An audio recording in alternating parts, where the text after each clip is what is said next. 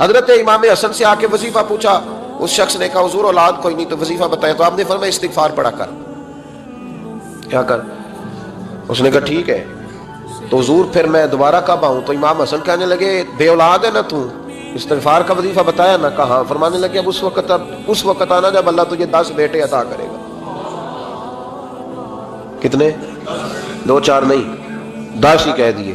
تو حضرت امیر معاویہ رضی اللہ تعالیٰ دیکھا، کہنے لگے حسن اتنا بڑا دعویٰ؟ آپ فرمانے لگے میں نے کہہ دیا نا تو اللہ فضل کرے گا، ہاں ہاں اللہ خیر کرے گا، خیر ہو جائے گی۔ وہ شخص کئی سالوں کے بعد آیا، کئی سالوں کے بعد، تو حضرت امیر معاویہ کو بھی ساتھ لایا، کہنے لگا حضور اللہ کے فضل سے اللہ نے 10 بیٹے عطا فرمائے، پورے 10 ہی اللہ نے دیے۔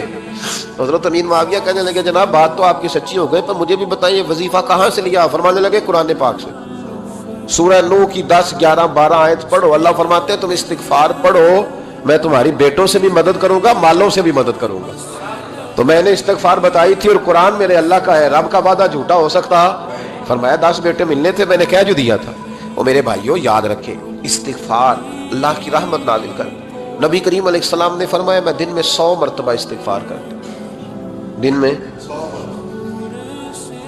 توبہ والا کہتا ہے کہ میں بھول گیا تھا، مجھے معافی مل جائے، اور خشیت والا کہتا ہے میرا یار ناراض نہ ہو جائے، وہ استغفار ہی کرتا رہتا ہے، وہ معافی مانگ۔ حضرت رومی نے مثال دی ہے، فرماتے ایک عورت تھی تو بھیک مانگا کرتی تھی، ایک دن بادشاہ کے دروازے پہ بھیک مانگنے گئی تو بادشاہ کو پسند آ گئی، اس نے نکاح کر لیا۔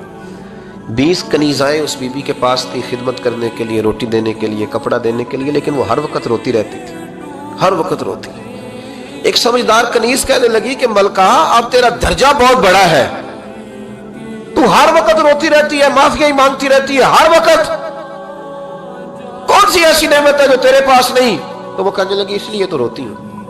کیا مانا؟ کہنے لگی اس لیے روتی ہوں کہ میں اس قابل نہیں تھی جو مجھے مل گیا، کہیں میرے سر کا سائیں ناراض نہ ہو جائے، وہ کہیں بگڑ نہ جائے، مجھے پتا ہے کہ میں کیا تھی اور مجھے کہاں تک پہنچا دیا، میں روتی اس لیے ہوں کہ کبھی کہیں وہ ناراض۔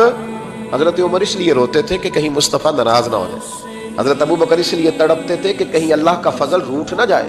یہ جو مولا علی اپنے کمرے میں بیٹھ کے زور زور سے استغفار پڑھتے تو اس لیے نہیں کہ بڑے پاپ تھے جن کی معاذ اللہ معافی مانگتے تھے، اس لیے کہ رب رسول کہیں ناراض نہ ہو۔ تو یاد رکھیں استغفار، کئی چیزوں پہ استغفار ہوتا ہے، کئی چیزوں پہ، اور استغفار کا نفع ملتا ہے۔ کیا نفع ملتا ہے؟ وہ سورہ نوح کی آیت نمبر 10 11 اور 12 میں اللہ نے بیان فرمایا کہ استغفار صرف گناہ سے معافی چاہنے کا نام نہیں، بلکہ استغفار کا تمہیں فائدہ ملے گا۔ کیا؟ رب فرماتے ہیں فَقُلْ تُسْتَغْفِرُوا رَبَّكُمْ۔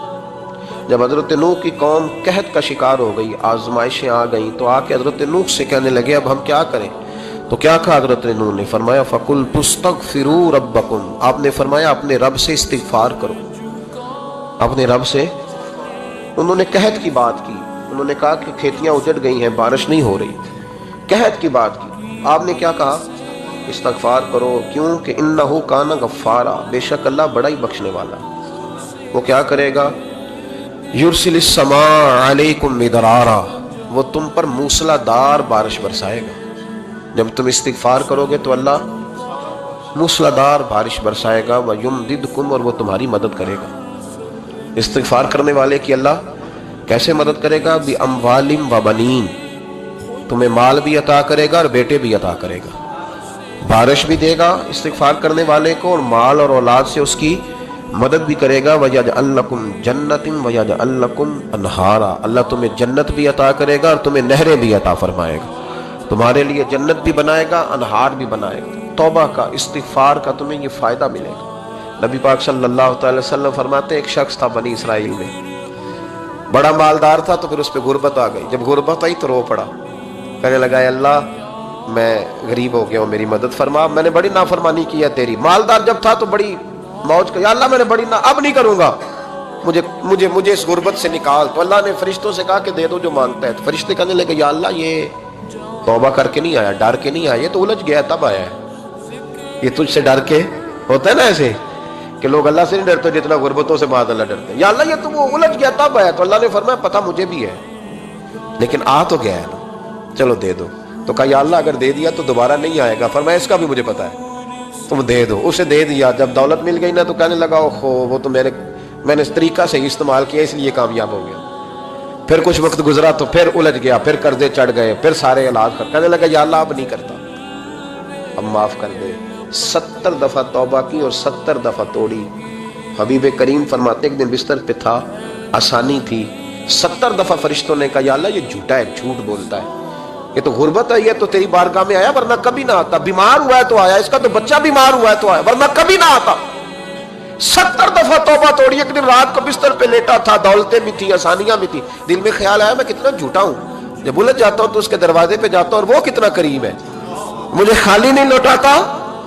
تڑپ اٹھا, آنسو نکل گئے, اٹھ کے مصلے پہ کھڑا ہوا تو رب کریم نے فرشتوں سے فرمایا کھول کے دیکھو دروازے, آج یہ غربت کی وجہ سے نہیں آیا, آج میرا بن کے آیا ہے. تو یا اللہ پہلے تو دولت دیتا تھا, آج کیا دے گا؟ تو محبوب فرماتے اللہ فرماتے اب میں اسے بغیر حساب کتاب جنت عطا کروں.